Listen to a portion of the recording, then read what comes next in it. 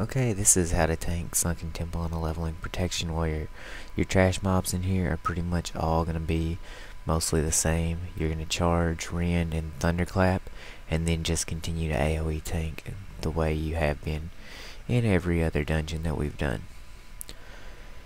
There are a couple of other trash mobs in here that I'm going to show you in a little bit who you may actually have to take some special consideration whenever you're tanking them, but other than that it's all standard AoE. Right here is one of them. The Spirit Walker, I think, or the Death Walker is the actual name of them. After they die, they're going to turn into a spirit, and whenever they do, you cannot hurt them in any way. Right there, it turns into the spirit. All you can do really is run away. There's no way to do any damage to them, and eventually they just despawn, which should happen just in a second. Okay, now there is a trash mob in this little section right before the prophet where they do fear, and as I'm going to show you right here, one of these guys starts to cast fear. This was all my bad because I should have pummeled this fear. I mean, the rogue could have kicked it too, but somebody should have stopped it. We didn't stop it, and the rogue got feared into the boss, so now we have to tank the boss and that trash pack that we were in the middle of. Right here I have to unaggro the boss to try to make sure that I have aggro on everything. Continue to tank everything, and whenever I do that, I become the second target in his aggro list, and I get turned into this big troll berserker. So now no one is tanking any of this, and our priest is actually going to die because of this pull. And all of this happened because on a trash mob I just didn't pummel because it was trash and I wasn't really paying that close of attention. So always pay attention, try to pummel any fears.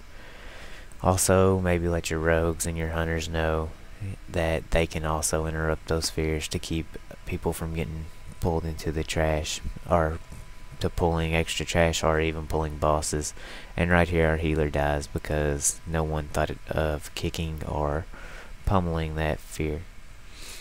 We do end up going ahead and killing this boss right here because luckily our priest was a holy priest and could continue healing even after he died with Spirit of Redemption.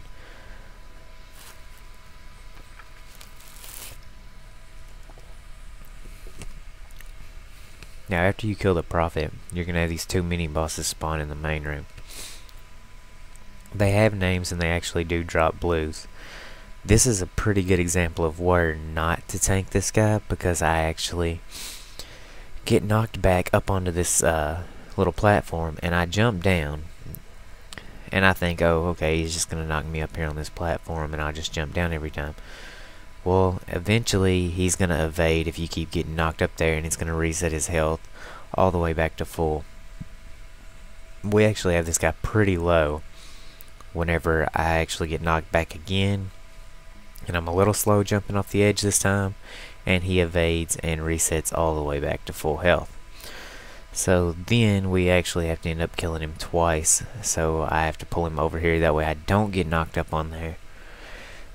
And other than that, really all he does is AoE breath in front of him, so just make sure that you don't point him toward the rest of the group, and make sure that your back is somewhere where you're not going to get knocked up so that he can evade. Also, you can just charge back as soon as you get knocked back. That would be the best way to do it, would be to just charge right back after you get knocked back. This is the second dragon of the two that spawn. They really do, they're exactly the same, and there's actually two more that are exactly the same as these two. They do that same AoE spit and the knockback. Other than that, they're just pretty much tank and spank mobs. No real threat of dying as long as your healer isn't too bad. So you just continue to tank like you normally would and try to DPS as hard as you can, because on single targets you just want to try to output as much DPS to help bring the bosses down at a faster pace.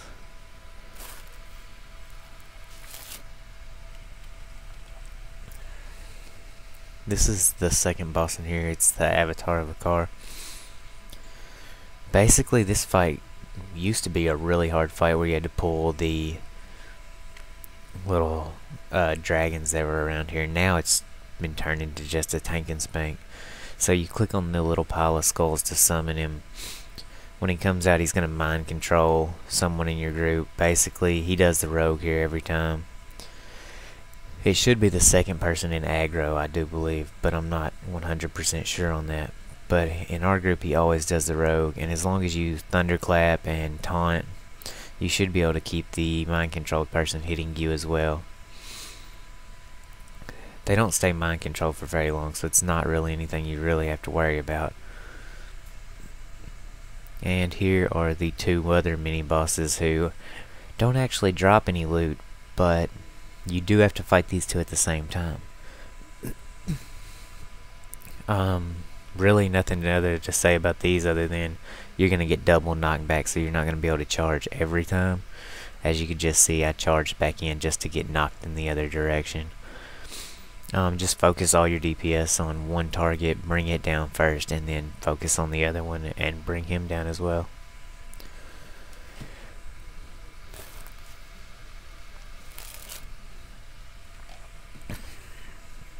Now, this dungeon run is actually a lot better than it used to be.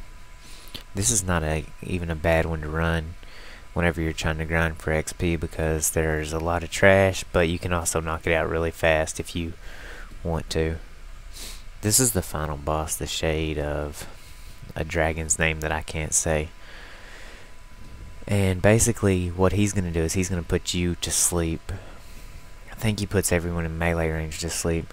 I try to use the human ability to trinket it, and well, it just puts me right back to sleep after that. The duration of the sleep, I don't know how long that is. It seems to be different for different characters, because the rogue seems to always get out of it before I do. What you're going to want to do is just save taunt or heroic throw for right after the sleep, and you should be able to pick him right back up every time. You do want to tell anyone who doesn't, there's going to be one person every time who doesn't get put to sleep. They're going to want to try to kite the boss as far as they can. We actually have someone not do that and they die right here.